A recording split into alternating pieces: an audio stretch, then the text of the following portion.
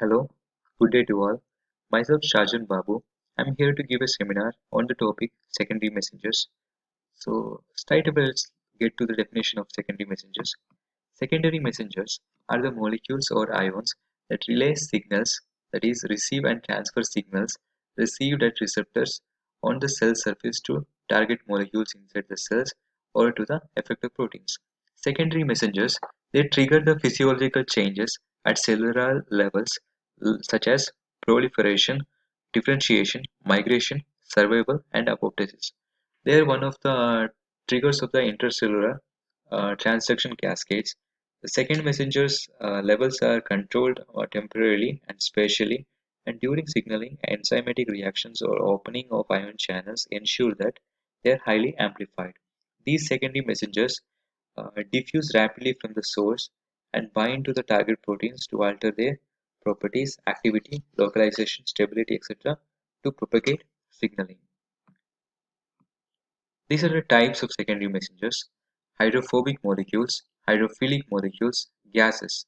Hydrophobic molecules such as water insoluble molecules such as diacylglycerol, DAG, and phosphatidyl inositols.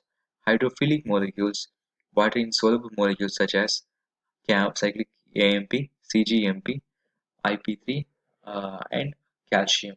Gases such as nitric oxide, carbon monoxide, and hydrogen sulfide. These are the structures of hydrophilic molecules: cyclic AMP, adenosine 3,5-cyclic monophosphate, guanosine 3,5-cyclic monophosphate, and ionositol 1,4,5 triphosphate. G proteins and their receptors location and their effects and types of G proteins. Few types of G proteins are stimulatory G proteins, inhibitory G proteins, olfactory G proteins, or G proteins. Uh, GQ is nothing but guanine nucleotide G proteins, and GTs are the induced transducing G proteins. So, stimulatory G proteins it stimulate the or activate the adenyl cyclase, thus causes the activation of cyclic AMP or increases the cyclic AMP concentration. So receptors for this G stimulated G proteins are located in beta-adrenergic amines, histamine, serotonin, glucagon, and many other hormones. The inhibited G proteins it inhibit the adenyl cyclase, thus leads to the inhibition or decreased concentration of cyclic AMP. It opens the cardiac potassium channels, thus decreases the heart rate. The receptors for this inhibited G proteins are located uh, alpha-2 adrenergic amines, acetylcholine, muscarinic, opioid, serotonin. The G olfactory proteins orders the olfactory epithelium, increases the adenylyl cyclase, or activates the adenylyl cyclase, thus leads to activation of cyclic AMP or increases the concentration of cyclic AMP. The GO proteins are neurotransmitters in the brain. The GQ proteins uh, they stimulate or activate the phospholipase C, which in turn leads to the activation of IP3, diacylglycerol, and cytoplasmic calcium. Q proteins. The receptors for GQ proteins are located in acetylcholine, bombesin, serotonin, and many others. The GT proteins, that is induced transducing proteins, they are located in the retinal rod and cone cells, that is, rhodopsin and color opsins in retinal rod and cone cells. This also, that is, GT proteins also increase the CGMP phosphodiesterase, that is, it degrades the overall CGMP concentration. So, cyclic AMP is one of the secondary messenger. The mechanism of action of cyclic AMP is it exerts most of its action by stimulating cyclic AMP dependent protein kinase. These kinases, that is protein kinase A, is composed of two regulatory and two catalytic subunits. When this cyclic AMP binds to the two regulatory uh, subunits, there is a dissociation of catalytic subunits due to the conformational change, and These catalytic subunits become enzymatically active, and they diffuse through the cytoplasm and nucleus, where they transfer phosphate from ATP to appropriate proteins, substrate proteins. Here, the agonist, may be neurotransmitter, ligand, or a hormone, binds to the seven-fold helical G protein. Out of alpha, beta, and gamma subunits, the alpha G protein, alpha specific G protein, moves to the anchored adenylyl cyclase, which is protruded into the cytosol, and this adenylyl cyclase enzyme helps in the conversion of ATP into cyclic AMP. This cyclic AMP go and binds to the this this regulatory dimer, which is attached with the catalytic catalytic chains. Uh, on the binding of cyclic AMP to regulatory dimer, the catalytic chains uh, forms a gives a conformational chain leading to the dissociation of catalytic subunits. These catalytic subunits move into the cytosol and cytoplasm and into the nucleus. The enzyme phosphatase remove the phosphates from the substrate proteins. So it involves the synthesis and degradation of cyclic AMP. The cyclic AMP is synthesized from ATP by the use of or in the presence of adenyl cyclase enzyme, and cyclic AMP is degraded into the uh, simple AMP by the use of cyclic AMP phosphodiesterase enzyme. Here the hormone binds to the receptor, and the G protein gets activated. The alpha specific G protein, it moves to the anchored adenyl cyclase protruded into the plasma membrane with its catalytic portion.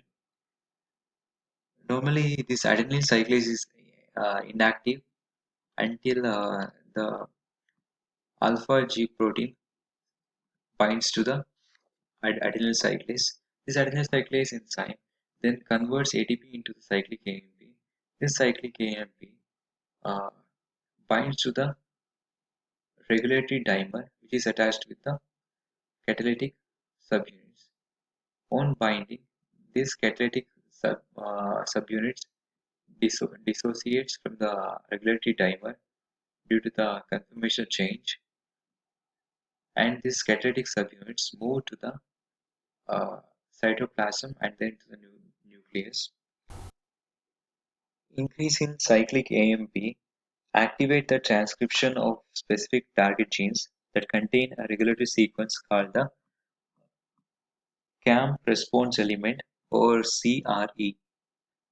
In this case, the signal is carried from the cytoplasm to the nucleus by the catalytic subunit of protein kinase A, which is able to enter into the nucleus following its release from the regulatory subunit. Within the nucleus, protein kinase A phosphorylates transcription factor called CREB for binding protein CRE, leading to the recruitment of co-activators and transcription of CAMP-inducible genes. Such regulation of gene expression by CAMP plays important roles in controlling proliferation, survival, and differentiation of a wide variety of animal cells, as well as being implicated in learning and memory. Activation of protein kinase A by cyclic AMP is an important process involved in the cyclic AMP pathway. So here pKa, that is protein kinase A, is composed of four subunits, two catalytic and two regulatory. The two regulatory subunits inhibits the catalytic subunits in the absence of cyclic AMP. But cyclic AMP binding activates the catalytic units, which then regulate the target proteins. Here, these two regulatory subunits inhibit the catalytic subunits in the absence of this cyclic AMP.